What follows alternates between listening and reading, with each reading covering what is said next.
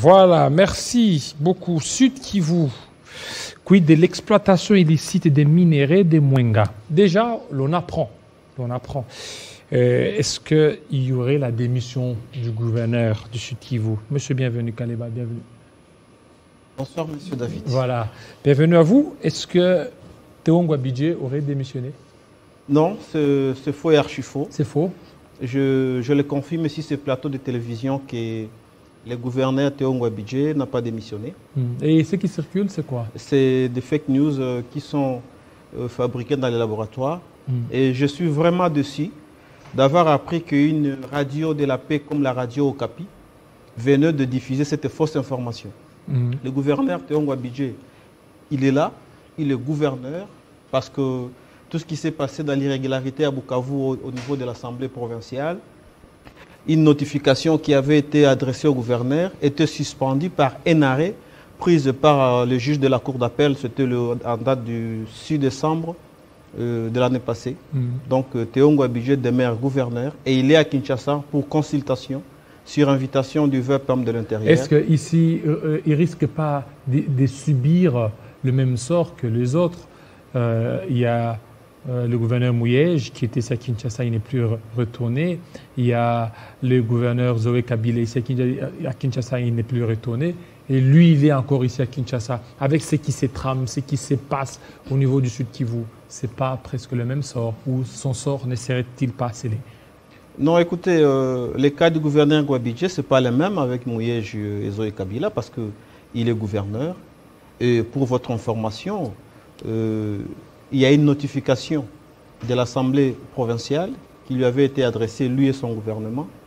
Il y a eu même une deuxième rénotification, c'est comme ça qu'ils l'ont surnommé.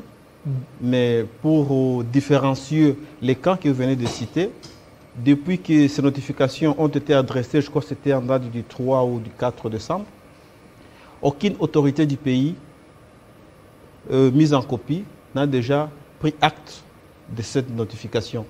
Tu vois que son camp et celui des autres, totalement différents. Voilà, totalement différents. Donc, Théo Ngouabidje continue toujours à rester en tant que gouverneur. Exactement. Il est ici pour des consultations. Il va rentrer incessamment. Alors, il y a eu ce projet, pas projet, mais un rapport, voulais-je dire, un rapport de l'Assemblée provinciale par rapport à l'exploitation illicite des minéraux au niveau des Mwenga. Et le gouverneur serait impliqué dans cette affaire. Monsieur, bienvenue. Vous savez, les politiques congolais sont maintenant de génies en transformation d'informations. Des génies. Des génies. Parce qu'il y a eu une commission de l'Assemblée nationale constituée de députés nationaux et ils ont été accompagnés par certains administratifs. Ils sont partis à Mwenga pour inspecter, pour essayer de voir clair tout ce qui s'est dit au niveau de l'exploitation illicite des minéraux par les entreprises chinoises. Le territoire de Mwenga se trouve dans la province du Sud Kivu. Mais une chose que les gens ne comprennent pas, n'ont jamais compris, avant que cette mission nationale aille, il y avait déjà une mission de l'Assemblée provinciale. Et cette mission a été initiée par lui-même le gouverneur. Après avoir entendu beaucoup de bruit, les députés sont partis, ils ont inspecté, ils ont travaillé en toute transparence. Et quand ils ont fini, ils ont élaboré un rapport.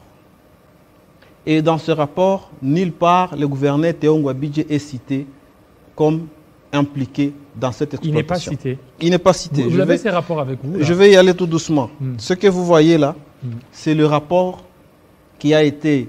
Le rapport de la commission d'enquête sur l'exploitation illicite des minéraux par les sociétés chinoises dans les territoires des Mwenga. Voilà. Lorsque vous parcourez ce rapport ici, fait par les députés provinciaux du Sud Kivu, nulle part on a cité le nom de Théo Ngouabidje. Alors pourquoi il lit? Je vais terminer. À Théo Ngouabidje. À la fin de cette mission, il a constaté qu'il y avait beaucoup de cas anormaux. C'est ainsi qu'il a suspendu l'exploitation minière dans différents sites à Mwenga. Et ça tombait à pic que l'Assemblée nationale avait aussi envoyé sa commission là-bas.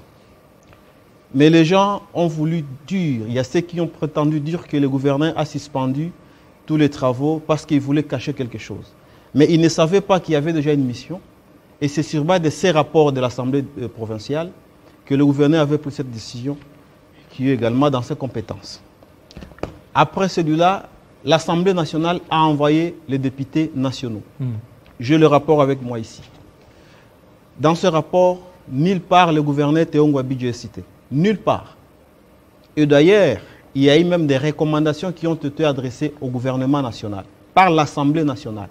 Toutes ces recommandations sont ici.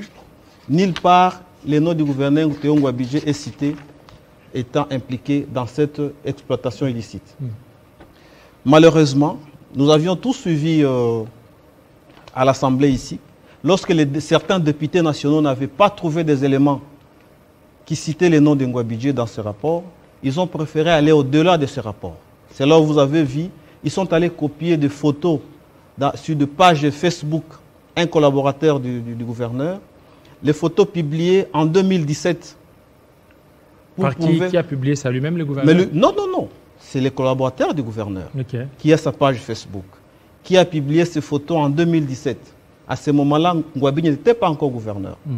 Et il y a des députés qui ont copié ces photos, parce qu'il y a des photos où il était à Dubaï, à cette époque-là, pour montrer que voici l'un des collaborateurs du gouverneur, si la photo, il est allé vendre de l'or à Dubaï. De l'or qui sont en train d'exploiter illicitement.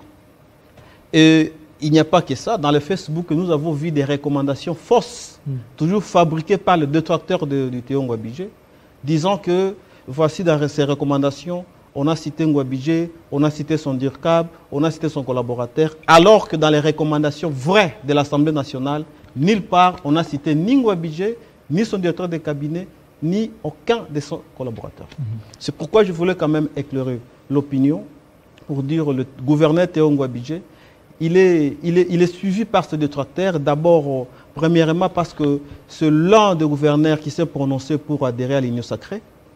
Cela a fâché beaucoup de gens, étant aussi derrière la vision du chef de l'État.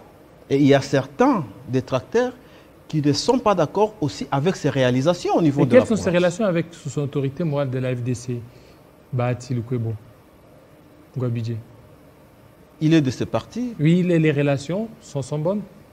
Mais pourquoi pas? Est-ce que vous avez entendu là où il vous a dit que les relations ne sont pas bonnes? Les relations sont bonnes, mais il faut savoir une chose, que Théo Ngouabidje, c'est un gouverneur. Il est représentant du chef de l'État au Sud Kivu.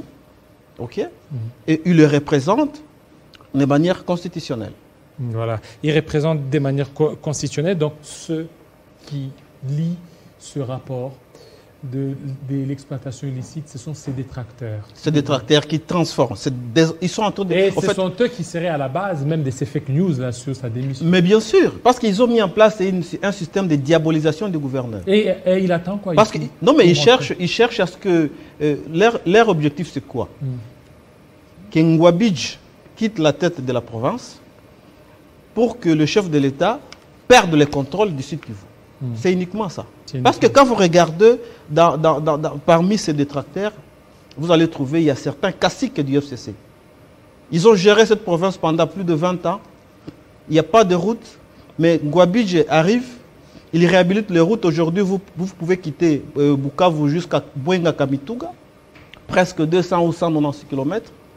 Une route nationale qu'il réhabilite avec le moyen du gouvernement provincial. Il est fait également aujourd'hui la ville de Bukavu. Vous pouvez rouler. Nous avons vu ça il y a 5 ans, il y a 10 ans. Mais il y avait, même la voirie était impraticable. Alors lorsque ce détracteur voit cela, ils disent, écoutez, le résultat de Ngouabidje, c'est le résultat de Tshilombo Félix Tshisekedi, et les élections arrivent, alors il faut chercher comment détourner au fait, l'attention du chef de l'État dans cette province. Merci. Et la population dit, pas question. Pas question. Aujourd'hui, ils tiennent coûte que coûte à Ngouabidje. Non, mais ils sont en train de réclamer leur gouverneur. Ngouabidje. Ngouabidje. Alors il doit rentrer, il fait quoi ici à Kinshasa? Il doit vite rentrer. Il rentre et il finit ses consultations avec... Lui, il n'est pas un rebelle quand même. Il ne peut pas se rebeller contre les autorités telles que nous avons vu les autres. On a envoyé l'invitation à Bukavu, mais ils ne sont pas venus répondre à l'invitation du VPM. Lui, au moins, il est venu parce que c'est un homme d'État, en fait. Voilà, merci. Merci beaucoup, Monsieur Bienvenu Kaleba, notable du Sud Kivu. Je vous remercie également. Je salue la population de Chabunda qui me suit. Et j'insiste, je répète, Théo Ngouabidje n'a pas démissionné. Ce qui circule dans les réseaux sociaux, c'est du fake news conçu par le détracteur du gouverneur. Voilà, merci beaucoup.